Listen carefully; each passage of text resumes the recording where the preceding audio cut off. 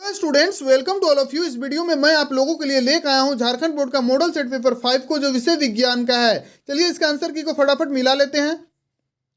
पहला क्वेश्चन है, प्रकाश की किरणें गमन करती है। इसका राइट आंसर है ऑप्शन नंबर ए, सीधी रेखा में। ठीक है। क्वेश्चन नंबर दूसरा है, परावर्तन के नियम लागू होता है। टोटल 4 ऑप्शन है। पहला ऑप्शन है केवल समतल दर्पण पर, ऑप्शन नंबर बी है केवल अवतल दर्पण पर, ऑप्शन नंबर सी है केवल उत्तल दर्पण पर, और ऑप्शन नंबर डी है सभी परावर्तक पृष्ठों पर। तो इसका राइट आंसर हो जाएगा बच्चों ऑप्शन नंबर डी। ठीक है।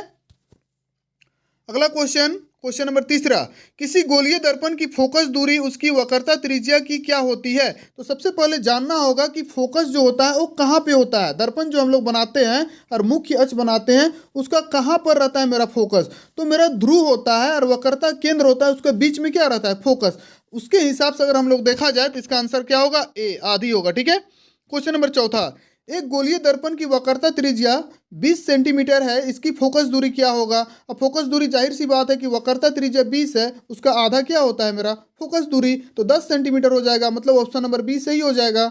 अगला क्वेश्चन, क्वेश्चन नंबर पांचवा, जब वस्तु अवतल दर्पण के वक्रता केंद्र सी पर हो तो प्रतिबिंब कहाँ बनेगा। इसका राइट आंसर है ऑप्शन नंबर ए, मतलब सी पर बनेगा। ठीक है। क्वेश्चन नंबर छठा, अवतल दर्पण में वस्तु का प्रतिबिंब होता है। इसका राइट आंसर है ऑप्शन नंबर बी, वास्तविक होगा। ठीक है। क्वेश्चन नंबर सातवां, वाहनों के पक्ष दृश्य दर्पण के रूप में किस दर्पण का उपयोग किया जाता है।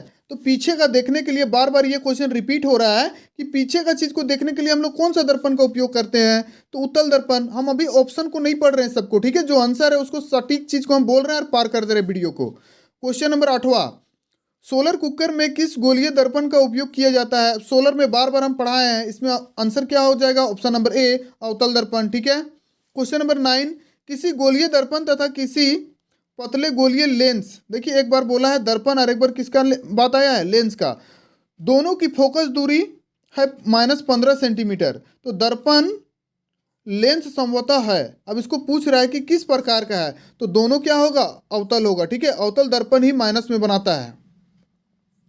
अगला क्वेश्चन, क्वेश्चन नंबर 10वां, किसी लेंस की क्षमता P और उसकी फोकस दूरी f में क्या संबंध है। इसका राइट आंसर है ऑप्शन नंबर ए, P बराबर 1/f, इसी का बीच में यही संबंध है। ठीक है। क्वेश्चन नंबर 11, लेंस का आवर्धन का व्यंजक लिखे। मतलब लेंस का जो सूत्र है m बराबर, उसको हमको पूछ रहा है। अगर मान लीजिए ये दर्पण का रहता तो ऑप्शन नंबर ए सही हो जाता। थोड़ा सा क्वेश्चन को अच्छा से देखिएगा तभी आप लोग इसका आंसर सही से दीजिएगा। ठीक है। ऐसा नहीं कि ऑप्शन नंबर ए को मार दीजिएगा तो गलत हो जाएगा। इसका राइट आंसर है ऑप्शन नंबर डी, एम बराबर V/U। क्वेश्चन नंबर 12, सामान्य दृष्टि के वयस्क के लिए सुस्पष्ट दर्पण की अल्पतम दूरी लगभग कितना होता है। सामने का पूछ रहा है तो 25 सेंटीमीटर। ठीक है। क्वेश्चन नंबर 13, नेत्र के द्वारा किसी वस्तु का कैसा प्रतिबिंब बनता है। तो वास्तविक और उल्टा बनता है बच्चों। ठीक है। क्वेश्चन नंबर 14, निम्नलिखित में किस अभिक्रिया में दो अलग अलग परमाणु या परमाणुओं के समूह का आपस में आदान प्रदान होता है। जब कोई चीज आदान प्रदान होता है, लो भाई, मतलब समझिए कि आपका पड़ोसी है, उसको हम दे रहा है और पड़ोसी हमको दे रहा है, तो इसको बोलते हैं द्विविस्थापन। क्या बोलेंगे, द्विविस्थापन। ठीक है। क्वेश्चन नंबर 15, रासायनिक अभिक्रिया को संतुलित किस नियम के आधार पर किया जाता है। इसका राइट आंसर है द्रव्यमान संरक्षण के नियम। ठीक है। अगला क्वेश्चन है, उपचयन में, अब देखिए टोटल 4 ऑप्शन है। उपचयन में क्या होता है उसको पूछ रहा है। तो ऑक्सीजन की वृद्धि होती है, ठीक है, और अपचयन में ऑक्सीजन की कमी होती है, इसको याद रखिएगा। क्वेश्चन नंबर 17, पदार्थ एक्स के विलयन का उपयोग सफेदी करने में होता है, तो एक्स का नाम क्या होगा, तो कैल्शियम ऑक्साइड होगा। ठीक है। ऑप्शन नंबर बी सही है। क्वेश्चन नंबर 18, धातु के ऑक्साइड की प्रकृति क्या होती है, तो क्षारीय होती है बच्चों। ठीक है। क्वेश्चन नंबर 19, दिए गए चित्र में यहाँ पूछ रहा है कि क्या चीज को बता रहा है। यहाँ टोटल 4 ऑप्शन है, इसका राइट आंसर है option number B. Question number 20, क्षारक जल में घुलकर कौन सा आयन प्रदान करता है, तो OH- आयन को प्रदान करता है बच्चों। ठीक है। अगर क्षारक के जगह में अगर अम्ल पूछ देता ना तो आपका H+ आयन, ए सही हो जाता, लेकिन अभी फिलहाल क्षारक पूछा है तो इसका राइट आंसर है ऑप्शन नंबर बी।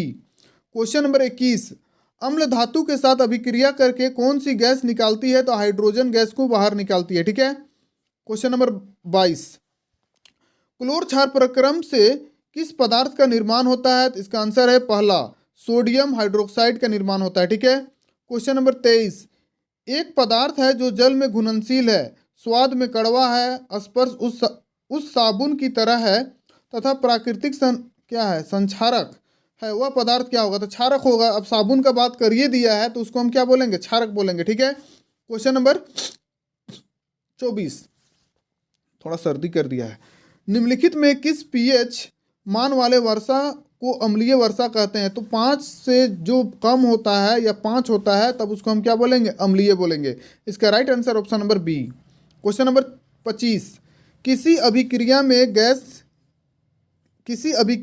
गैस निकल रही है, उसके पास जलती हुई तिल्ली ले जाया जाता है, गैस फट फट की आवाज़ ध्वनि करता है, मतलब फट फट का बजने लगता है। आप लोग कैसे ट्राई कर सकते हैं। ठीक है। तो वहाँ से कौन सा गैस मुक्त होता है उसको पूछ रहा था, हाइड्रोजन गैस मुक्त होता है। ठीक है। क्वेश्चन नंबर 26, रासायनिक अभिक्रिया में क्या होता है?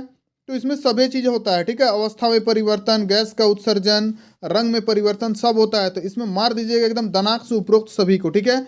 अगला क्वेश्चन 27, मनुष्य के पाचन तंत्र में भोजन का अवशोषण कहाँ होता है? तो छोटी आंत में होता है बच्चों। ठीक है। अगला क्वेश्चन है, रक्त वाहिकाएं जो रुधिर को हृदय से शरीर के विभिन्न भागों तक ले जाता है तो उसको हम धमनी बोलते हैं। ठीक है। और जो वापस लाता है उसको क्या बोलेंगे? सीरा। अभी हमको पूछा है ले जाने वाला, तो इसका right answer option number B. अगला क्वेश्चन, कोई अंग कट जाने पर रुधिर का थक्का बनाने में कौन मदद करता है? जैसे हम लोग का हाथ पैर कहीं पे लग जाता है, ब्लड आने लगता है, क्या हमेशा बहते रहता है? नहीं, उसको जाके प्लेटलेटस रोक देता है। इसका right answer option number D. Question number 30, पादप के वायवीय भागों द्वारा वाष्प के रूप में जल की हानि क्या कहलाता है? क्या बोले, वाष्पोत्सर्जन कहलाता है। ठीक है। कौन जानने लगते हैं। क्वेश्चन नंबर 31, प्रकाश संश्लेषण का मुख्य उत्पाद क्या है? अब देखिए ये जो क्वेश्चन है एकदम डाउटफुल क्वेश्चन है, आप लोग भी आंसर दीजिएगा इसका। अभी हम फिलहाल ऑक्सीजन मारे हैं टिक, लेकिन इसका आंसर कार्बोनेट भी है, कार्बोहाइड्रेट, सॉरी, ये भी आंसर है। ठीक है। अगला क्वेश्चन, क्वेश्चन नंबर 32, अमाशय की आंतरिक स्तर पर अम्ल से रक्षा किसके द्वारा होता है? तो श्लेष्मा के द्वारा होता है। ठीक है। अगला क्वेश्चन, निम्नलिखित में किस जीव का क्षुद्रांत सबसे लंबा होता है? तो शेर का सबसे छोटा होता है, उसके बाद कुत्ता का उससे छोटा, मनुष्य का उससे छोटा, मतलब कहने का मतलब उल्टा बोल दिए, सबसे छोटा शेर का, उसके बाद कुत्ता, फिर मनुष्य, और सबसे यहाँ हमको क्या पूछा है? सबसे बड़ा पूछा है, तो क्या होगा? गाय होगा। ठीक है। गाय का सबसे बड़ा होता है। अगला क्वेश्चन, क्वेश्चन नंबर 34, अमीबा में किस प्रकार का जनन होता है? तो विखंडन के कारण होता है। अगला क्वेश्चन, क्वेश्चन नंबर 35, पर्तन, कलम, रोपण इत्यादि, जैसे हम लोग कोई पेड़ पौधा को कलम करके रोपते हैं या फिर उससे अगर वो पौधा फिर से बढ़ रहा है तो उसको हम क्या बोलते हैं? तो कायिक प्रवर्धन बोलते हैं। ठीक है। कलम करना ही कायिक प्रवर्धन कहला। जैसे आलू लगाना या कोई पौधा का टहनी को हम काट दिए और उसको कलम कर दिए, गोबर उबर छाप देते हैं, फिर उसको जमीन में डाल के फिर से बढ़ा देते हैं, ऐसी चीज कायिक प्रवर्धन में आ जाता है। ठीक है। अगला क्वेश्चन है, निम्नलिखित में कौन पादप का मादा जनन अंग के भाग है? तो इसका होगा अंडाशय। ठीक है। अगला क्वेश्चन, निम्नलिखित में से कौन लैंगिक संचरण रोग है? अब देखिए रोग पूछा है तो कैंसर, मतलब लैंगिक का मतलब क्या? एक दूसरे से फैलने वाला, तो कैंसर तो नहीं हो सकता है, टाइफाइड नहीं होगा। इसका राइट आंसर है गोनेरिया। ठीक है। लेकिन यहाँ देख रहे हैं आप लोग, यहाँ पे मौका पे चौका मार दिया है क्वेश्चन बनाने वाला, कोरोना को भी दे दिया है। ठीक है। कोरोना नहीं होगा बच्चों। ठीक है। अगला क्वेश्चन 38 नंबर, शुक्राणु कहाँ उत्पन्न होता है? तो वृषण में उत्पन्न होता है। ठीक है। अगला क्वेश्चन 39, तापीय विद्युत संयंत्र में क्या होता है? तो उष्मीय ऊर्जा विद्युतीय ऊर्जा के रूपांतरित होता है। ठीक है। एक क्वेश्चन और है 40, गोबर गैस को अन्य किस नाम से जाना जाता है? तो जैव गैस बोलेंगे, क्योंकि जीव जंतु का गैस है या जीव जंतु से प्राप्त होता है, गैस नहीं बोलेंगे। तो इसी के साथ ये भी हम लोग का ख़त्म होता है, और इसको आप लोग डिस्क्रिप्शन में जाके डाउनलोड भी कर सकते हैं। और वीडियो अच्छा लगे तो प्लीज़ थोड़ा सा शेयर इधर उधर कीजिए। ओके बच्चों, ओके, थैंक यू।